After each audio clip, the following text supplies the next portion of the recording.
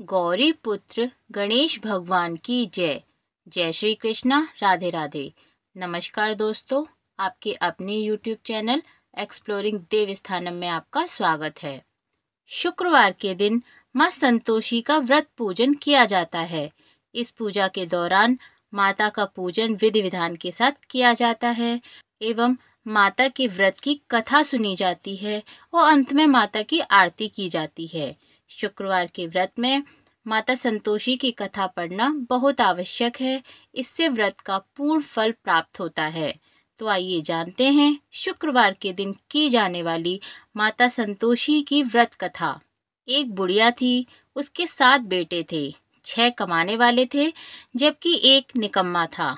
बुढ़िया 6 बेटों की रसोई बनाती, भोजन कराती और उनसे जो कुछ झूठन बचती वह 7वें को दे देती थी। एक दिन उसका वही बेटा अपनी पत्नी से बोला, देखो मेरी माँ को मुझ पर कितना प्रेम है।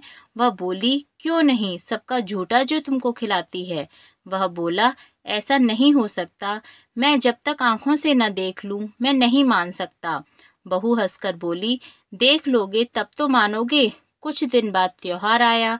घर में 7 प्रकार के भोजन और चूरमे के लड्डू बने। वह जांचने को सिर दुखने का बहाना कर पतला वस्त्र सिर पर ओढ़े रसोई घर में सो गया। वह कपड़े में से सब देखता रहा। 6 भाई भोजन करने आए। उसने देखा माँ ने उनके लिए सुंदर आसन बिछाकर नाना प्रकार की रसोई परोसी और आग्रह करके उन्हें जमाया। वह देखता रहा। 6 जब भोजन करके उठे तब माँ ने उनकी झूठी थालियों में से लड्डुओं के टुकड़े उठाकर एक लड्डू बनाया। झूठन साफ कर बुढ़िया माँ ने उसे पुकारा, बेटा 6 भाई भोजन कर गए, अब तू ही बाकी है, उठ तू कब खाएगा। वह कहने लगा, माँ मुझे भोजन नहीं करना, मैं अब परदेश जा रहा हूँ। माँ ने कहा, कल जाता जो आज चला जा। वह बोला, हाँ आज ही जा रहा हूँ। यह कहकर वह घर से निकल गया।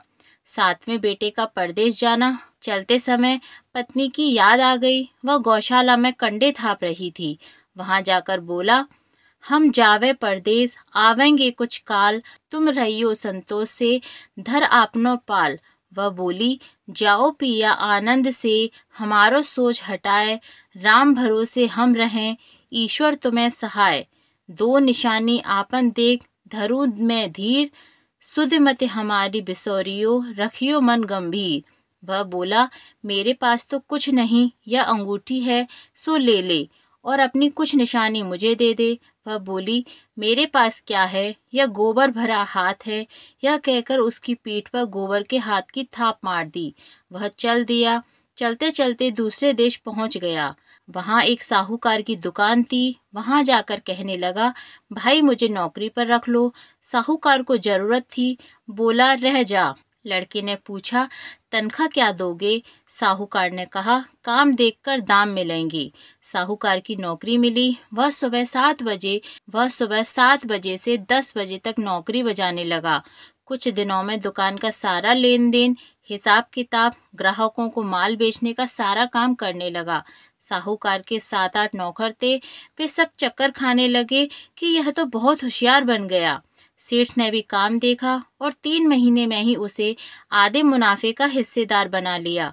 वह कुछ वर्ष में ही नामी सेठ बन गया और मालिक सारा कारोबार उस पर छोड़कर चला गया। इधर उसकी पत्नी को सास ससुर दुख देने लगे। सारी गृहस्थी का काम करा के उसे लकड़ी लेने जंगल में भेजते।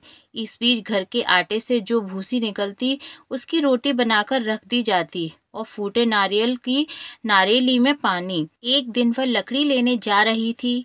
रास्ते में बहुत सी स्त्रियां संतोषी माता का व्रत करती दिखाई दी। वह वहां खड़ी होकर कथा सुनने लगी और उसने पूछा, बहनों तुम किस देवता का व्रत करती हो और उसके करने से क्या फल मिलता है। यदि तुम इस व्रत का विधान मुझे समझाकर कहोगे तो मैं भी बड़ा एहसान मानूंगी। तब उनमें से एक स्त्री बोली, सुनो, यह संतोषी माता का व्रत है। इसके करने से निर्धनता दरिद्रता का नाश होता है और जो कुछ मन में कामना हो वह संतोषी माता की कृपा से पूरी होती हैं। तब उसने उससे व्रत की विधि पूछी। वह भक्तिनी स्त्री बोली, 1.25 आने का गुड़ चना लेना, इच्छा हो तो 5.25 आने का लेना या 1.25 रुपए का भी सहूलियत के अनुसार लाना। बिना परेशानी और श्रद्धा व प्रेम से जितना भी बना पड़े सवाया लेना। प्रत्येक शुक्रवार को निराहार रहकर कथा सुनना, इसके बीच क्रम टूटे नहीं, लगातार नियम का पालन करना। सुनने वाला कोई न मिले तो घी का दीपक जलाकर उसके आगे या जल के पात्र को सामने रखकर कथा कहना। जब तक कार्य सिद्ध ना हो नियम का पालन करना और कार्य सिद्ध हो जाने पर व्रत का उद्यापन करना। यदि किसी के ग्रह खोटे भी हों तो भी संतोषी माता वर्ष भर में कार्य सिद्ध करती हैं। फल सिद्ध होने पर उद्यापन करना चाहिए, बीच में नहीं। उद्यापन में 2.5 सेर आटे का खाजा तथा इसी परिणाम से खीर तथा चने का साग करना। 8 लड़कों को भोजन कराना, जहाँ तक मिले देवर जेठ भाई बंधु के हों, न मिले तो रिश्तेदार और पास पड़ोसियों के भी बुला सकती हो। उन्हें भोजन करा यथाशक्ति दक्षिणा देना और माता का नियम पूरा करना। उस दिन घर में खटाई न खाना। यह सुन बुढ़िया के लड़के की बहुत चल दी। रास्ते में लकड़ी के बोझ को बेच दिया और उन पैसों से गुड़ चना लेकर माता के व्रत की तैयारी करने आगे चली और सामने मंदिर देखकर पूछने लगी, यह मंदिर किसका है? सब कहने लगे, यह संतोषी माता का मंदिर है। यह सुनकर माता के मंदिर में जाकर चरणों में लौटने लगी, दीन हो विनती करने लगी, माँ मैं निपट अज्ञानी हूँ, व्रत के कुछ भी नियम नहीं जानती, मैं दुखी हूँ। हे माता जगत जननी मेरा दुख दूर कर, मैं तेरी शरण में हूँ। माता को दया आई। एक शुक्रवार बीताई कि दूसरे को उसके पति का पत्र आया और तीसरे शुक्रवार को उसका भेजा हुआ पैसा आ पहुंचा। यह देख जेठ जेठानी मुंह से कोड़ने लगे। लड़के ताना देने लगे कि काकी के पास पत्र आने लगे, रुपया आने लगा, अब तो काकी की खातिर बढ़ेगी। बेचारी सरलता से कहती, भैया कागज आवे रुपया आवे हम सबके लिए अच्छा है। ऐसा कहकर आंखों में आंसू भरकर संतोषी माता के मंदिर में आ मातेश्वरी के चरणों में गिरकर रोने लगी और कहने लगी कि माँ मैंने तुमसे पैसा कब मांगा है? मुझे पैसे से क्या काम है? मुझे तो अपने सुहाग से काम है। मैं तो अपने स्वामी के दर्शन मांगती हूँ। तब माता ने प्रसन्न होकर कहा, जा बेटी तेरा स्वामी आएगा। यह सुनकर खुशी से बावली होकर घर में जा काम करने लगी।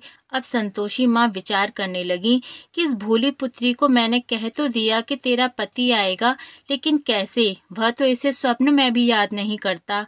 उसे याद दिलाने को मुझे ही जाना पड़ेगा। इस तरह माताजी उस बुढ़िया के बेटे के पास जा स्वप्न में प्रकट हो कहने लगी, साहूकार के बेटे सो रहा है या जाग रहा है? वह कहने लगा, माता सोता भी नहीं जागता भी नहीं हूँ, कहो क्या आ गया है? माँ कहने लगी, तेरे घर बार कुछ है कि नहीं? वह बोला, मेरे पास सब कुछ है, माँ बाप हैं, बहू है, क्या कमी है? माँ बोली, भोले पुत्र तेरी बहू घोर कष्ट उठा रही है, तेरे माँ बाप उसे परेशानी दे रहे हैं, वह तेरे लिए तरस रही है, तू उसकी सुध ले। वह बोला, हाँ माताजी यह तो मालूम है, परंतु जाऊं तो कैसे? परदेश की बात है, लेन देन का कोई हिसाब नहीं, कोई जाने का रास्ता नजर नहीं आता, कैसे चला जाऊं? माँ कहने लगी, मेरी बात मान, सवेरे नहा धोकर संतोषी माता के नाम से घी का दीपक जलाकर दंडवत कर दुकान पर जा बैठ। देखते देखते तेरा सारा लेन देन चुक जाएगा, जमा का माल बिक जाएगा, सांझ होते होते धन का भारी ढेर लग जाएगा। अब बूढ़े की बात मानकर वह नहा धोकर संतोषी माता को दंडवत घी का दीपक जला दुकान पर जा बैठा। थोड़ी देर में देने वाले रुपया लाने लगे, लेने वाले हिसाब लेने। कोठे में भरे सामान के खरीदार नकद दाम दे सौदा करने लगे। शाम तक धन का भारी ढेर लग गया।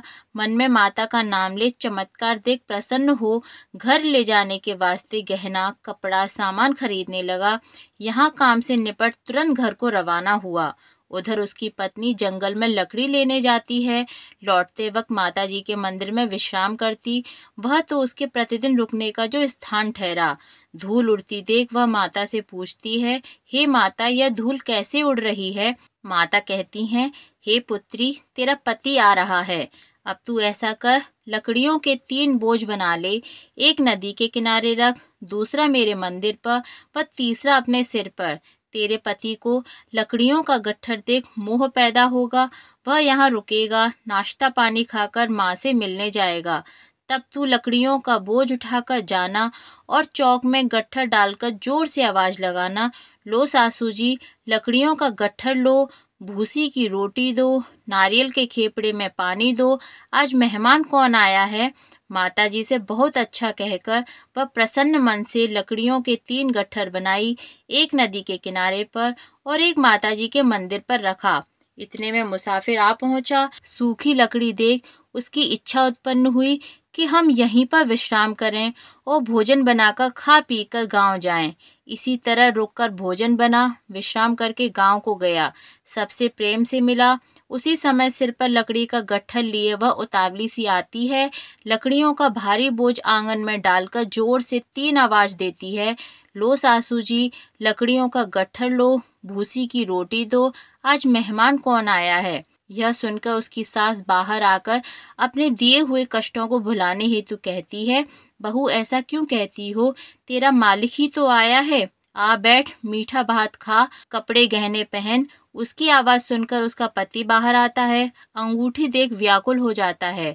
माँ से पूछता है, माँ यह कौन है। माँ बोली, बेटा यह तेरी बहू है, जब से तू गया है तब से सारे गांव में भटकती फिरती है, घर का कामकाज कुछ करती नहीं, 4 पहर आकर खा जाती है। वह बोला, ठीक है माँ, मैंने इसे भी देखा है और तुम्हें भी, अब दूसरे घर की ताली दो, उसमें रहूंगा। माँ बोली, ठीक है, जैसा तेरी मर्जी। तब वह दूसरे मकान की 3री मंजिल का कमरा खोल सारा सामान जमाया।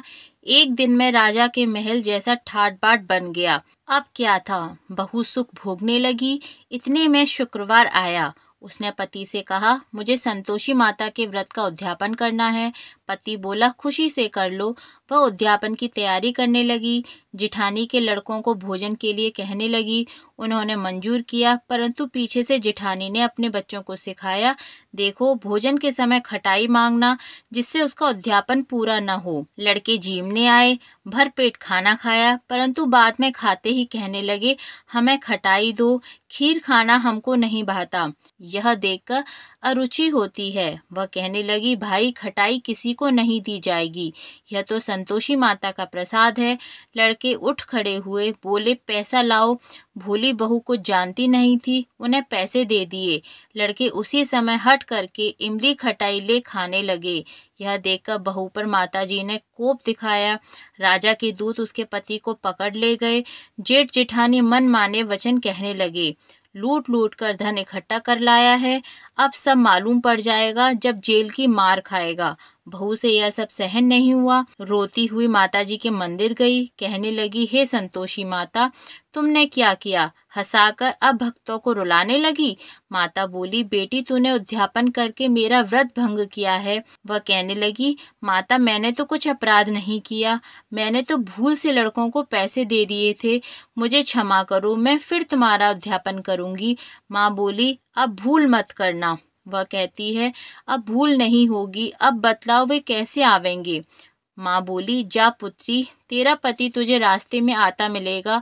वह निकली, राह में पति आता मिला। वह पूछी, कहाँ गए थे। वह कहने लगा, इतना धन जो कमाया है उसका टैक्स राजा ने मांगा था, वह भरने गया था। वह प्रसन्न हो बोली, भला हुआ, अब घर को चलो। कुछ दिन बाद फिर शुक्रवार आया। वह बोली, फिर माता का उद्यापन करना है। पति ने कहा, करो। बहू फिर से जेठ के लड़कों को भोजन को कहने गई। जेठानी ने 1-2 बातें सुनाई और सब लड़कों को सिखाने लगी। तुम सब लोग पहले ही खटाई मांगना। लड़के भोजन से पहले कहने लगे, हमें खीर नहीं खानी, हमारा जी बिगड़ता है, कुछ खटाई खाने को दो। वह बोली, खटाई किसी को नहीं मिलेगी, आना हो तो आओ।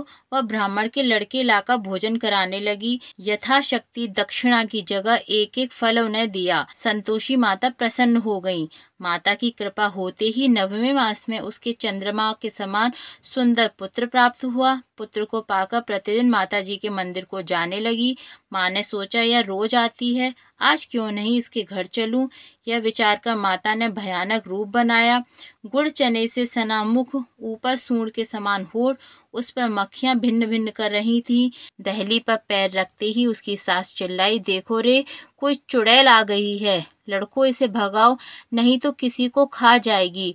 लड़के भगाने लगे, चिल्लाकर खिड़की बंद करने लगे। बहू रोशनदान से देख रही थी। प्रसन्नता से पगली बन चिल्लाने लगी, आज मेरी माताजी मेरे घर आई हैं। वह बच्चे को दूध पीने से हटाती है। इतने में सास को क्रोध हो जाता है। वह बोली, क्या उतावली हुई है, बच्चे को पटक दिया। इतने में माँ के प्रताप से लड़के ही लड़के नजर आने लगे। वह बोली, माँ मैं जिसका व्रत करती हूँ यह संतोषी माता ही हैं।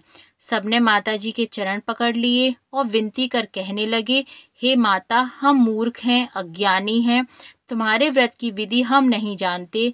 व्रत भंग कर हमने बड़ा अपराध किया है। जग माता, आप हमारा अपराध क्षमा करो।